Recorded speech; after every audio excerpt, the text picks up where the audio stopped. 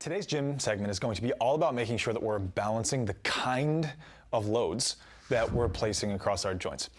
There are a variety of speeds, intensities, and quicknesses that we can use when we train. And all too often we find that people are not balancing how they load their tendons every single week.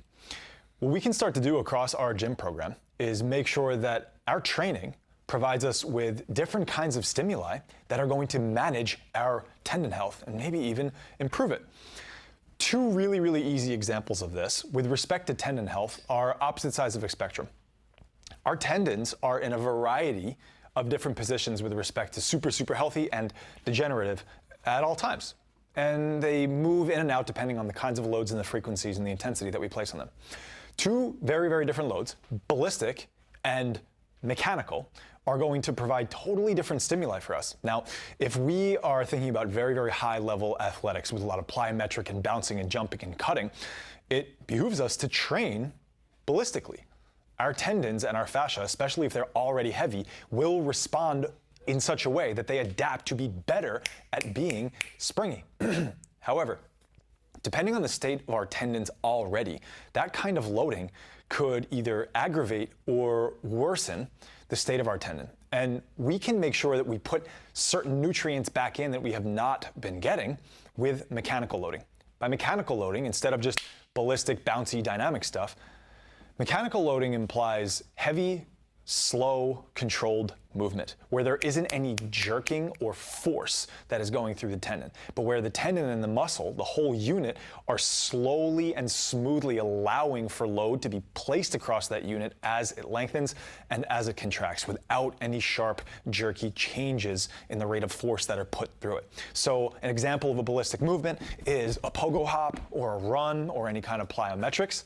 An example of a mechanical movement is a slow, controlled squat or slow controlled press. You can use this kind of mechanical loading in cycles as preventative measures before you have some crazy event. So for example, if you have a workout event or some sort of exercise race or whatever it is going to be, that is going to involve a ton of ballistic loading on your joints, you can preemptively create protective stimulus that goes into your joints and your tendons for 4, 6, 8, even 10 weeks before that event is going to occur to soup your tendons up to be able to handle with much greater resilience all of the crazy forces you are going to place upon it. Another way to do it is to just simply sprinkle it into your programming. So if there is going to be 1 to 2 days of ballistic loading in your programming, you could include 1 to 2 days of mechanical loading into your programming to make sure that your tendons are balanced. And wherever it is on that spectrum of health, it is staying in a zone that is healthy for it. We're going to bring in our super athlete for today, Dr. Sean Pastutz, to demonstrate 2 examples of movements. Now, for those of you who have seen Dr. Sean move, you already know how athletic he is. He's not going to show off today. He's just going to make sure he can demonstrate some of this good stuff. Do we need to take some weight off? No, we don't need to take any weight off for this. I think we probably should. This is going to be his, are you really going to do that? I'll lift this. All right. I don't even know warm-up to hit this. So for simplicity's sake, to demonstrate what we're talking about, let's say that someone has had some kind of reactive tendon spicy feelings in their knees. What does reactive mean? Did you tell them that already? I haven't. Reactive implies that something happens, and then in the wake of that thing happening, the thing doesn't feel good. It is reacting to whatever stimulus was placed upon it. So this is, you go and you do 100 box jumps, and your knees feel super saucy the next day. Saucy is not a good thing in this case. Dr. Sean's going to load up this barbell in the back rack. And an example of this mechanical loading, or what we'll call heavy, slow resistance, might include, let's say that this weight is 80% of what Sean can do. We're going to choose a weight that is an 80% stimulus. He's going to make sure that he reports no more than a 4 out of 10 irritation anywhere, especially in the joint that we want to intentionally load. And the last rule is, Sean, you got to do this with a 3-second down, 3-second up tempo. Let's do 5 reps. So Sean is going to go through his range of motion, whatever range of motion is prescribed as the coach. You don't need to pause in the bottom. Let's just get right in and let's get right out, keeping it smooth. And he's going to make sure that there are 3 smooth seconds, a little slower, that he's taking to get all the way down. And then he's coming right back up with the same smoothness. Thank you. Smoothness. Smoothness. Smoothness. Say that 5 times. The forces that you're able to create along the knee here are going to allow the tendon to build. It is going to stimulate that tendon to become more resilient to the loads that you are placing across it. Another example of this movement. Question for you. Yeah, please. The 8 out of 10 should be at the low. I'm going to go over all of those rules. Got it. I got it. The next one is going to be, let's say we have an upper body exercise, and let's say someone doesn't want to load a heavy weight in a position that's going to prevent them from being able to really focus on the issue. You can load up this landmine in a landmine press. Let's just go simple, feet right underneath you. Just like you did with the squat, if you have someone whose shoulder is getting aggravated or spicy after certain kind of exercises, you can place mechanical loading and dose that into their programming with the same kind of guideline here. So Sean, let's go up with 3 seconds. Let's not pause in the top. Let's just come right back down over the course of 3 seconds and just send it right back up, keeping it cycling in very, very, very smooth movement. Perfect.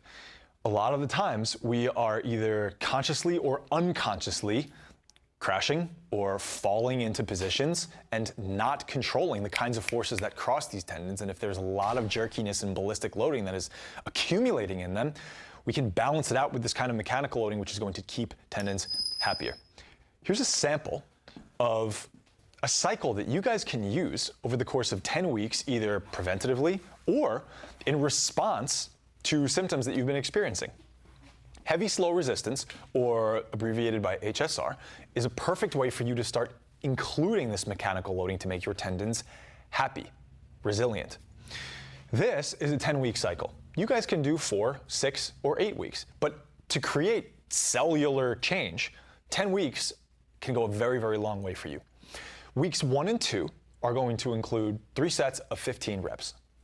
Weeks 3 and 4 will be 3 by 12. Weeks 5 and 6 will be 3 by 10. 7 and 8 will be 4 by 8. 9 and 10 will be 4 sets of 6. Now, here are the rules for HSR. Rule number 1. It has to be 80% effort, or an RPE, a rate of perceived exertion, of 8 out of 10 according to the trainee. So it doesn't matter what the weight is. It doesn't matter who's done it at this weight or what that person is doing. It matters what feels like an 8 out of 10 for you by the time the set is over. It's got to be an 8 out of 10 effort. We want this to be heavy. So for people who are looking at this stuff and they're like, I don't want to do that boring rehab or prehab stuff, you can get really, really strong using this. Really strong. 8 out of 10 effort. Rule number 2, it has to be below a 4 out of 10 pain. We do not want you exceeding a 4 out of 10 discomfort if you are going through these movements, because you might be causing more harm than good if you are. We want to make sure it is below a 4 out of 10 pain, especially if you are using this as a rehabilitative measure. The last one is that your tempo has to be 3 seconds down, 3 seconds up, no time spent in the bottom, no jerking in and out. Make it smoothly in, smoothly out. And this tempo is going to ensure that your tendon is getting the stimulus that it needs to grow stronger.